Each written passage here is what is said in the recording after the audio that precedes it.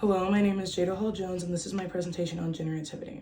What is generativity? My definition of generativity and understanding is as the concern for younger generations and the need to mentor, guide, and teach these individuals with the intent of leaving a lasting impact on society. Theories of generativity. Erik Erikson is the one who coined this term in his seventh stage of psychological development, stagnation versus generativity, which is the struggle between the feeling of maintaining culture and self-absorption, and is motivated by the concern for future generations and marks the transition between meeting social obligation and personal fulfillment. On the other hand, McAdams created a multidimensional model describing how generativity results from the interconnections between society, culture, and personal psychological forces. And his model stems from empirically grounded forces that include desire, cultural demand, concern, belief, commitment, action, and narration. Why I resonate with these theories?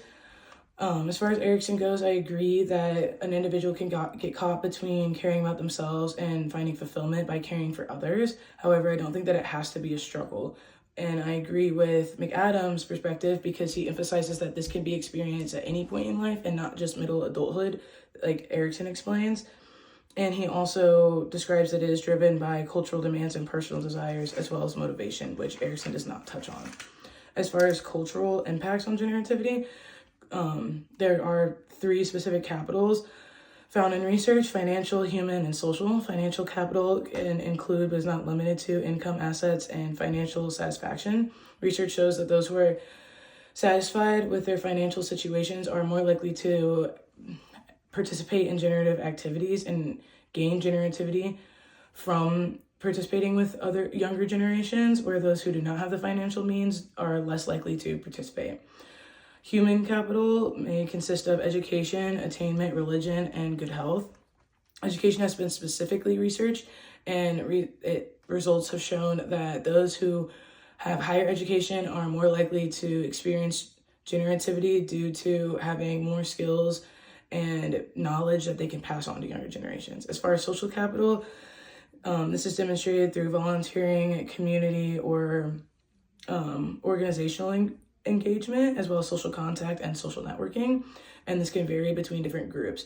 For example, those who are retired are more likely to feel generativity through volunteering, whereas those who are still in work gain generativity through helping more vulnerable populations opposed to just volunteering for anyone. As far as the little generativity scale goes, though there's not a numerical score, I had higher results on this, and I believe that this could be for several different reasons. Starting with the several psychological development classes I've taken in my past, putting emphasis on generativity, and because I now know how important it is and the impact that it can have on younger generations, I try and make a positive impact every opportunity that I get. Additionally, I have experienced coaching younger athletes, and through this, I have personally seen how important an experienced individual can have on younger athletes and such.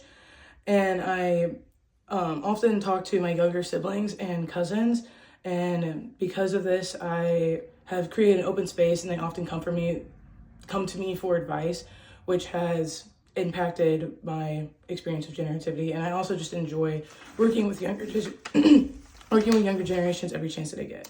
As far as personal traits that influence generativity, I have been described as assertive, persuasive, a natural leader, and open to new experiences. And research has shown that assertiveness, persuasiveness, and leadership are strong predictors in generativity, as well as open into new experiences, because those who are open are more likely to work with more diverse groups of individuals and making their impact significantly larger than just focusing on a specific race or a specific age group. As far as current activities that demonstrate generativity, I work as a child and youth service assistant, and so I create activities and work with kids before and after school and teach them life lessons and just how to work with one another, which hopefully has a lasting impact on their lives. And in addition to that, I babysit on the weekends. And so I can work with these kids in different ways, teaching them how to cook, clean, watch educational videos, and have a more personal connection with them and have deeper conversation. I stay, as mentioned before, I stay in contact with my younger siblings and cousins. And I think that this has significantly impacted my level of generativity, as these individuals often come to me for advice and whatnot. And I also, every summer, coach women's volleyball, and I work with girls between the ages of 5 in high school.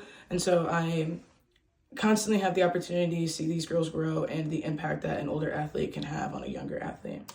As far as my future career in generativity, I plan to be a clinical psychologist working with either children and family or teens and young adults.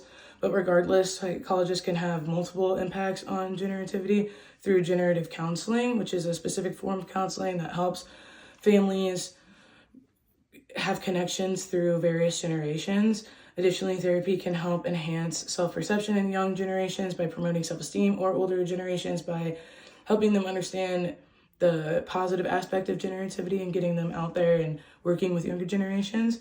I could also pass on knowledge to those who are mentors or educate younger individuals and teach them how to do so in a beneficial way.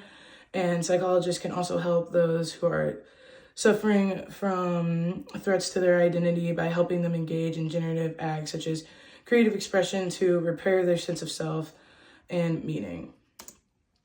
As far as maintaining and increasing generativity throughout life, I can participate within the community, which has shown to increase generativity, by just getting involved through organizations or community projects and just local activism, which is something I am passionate about, being a minority.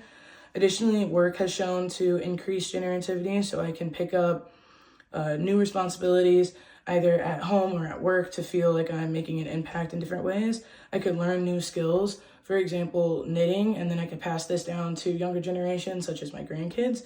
And volunteering also has major impacts on generativity, which can be done in several different ways, including just helping a friend, planting a community garden, or working for the local food bank or food pantry.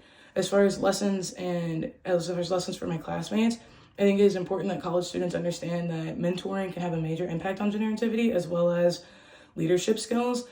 And research has shown that college students who do mentor have described themselves as very generative and have quoted that generativity is what they do and simply who they are. Though this is not something that college students often do, it is something I strongly encourage college students to engage in.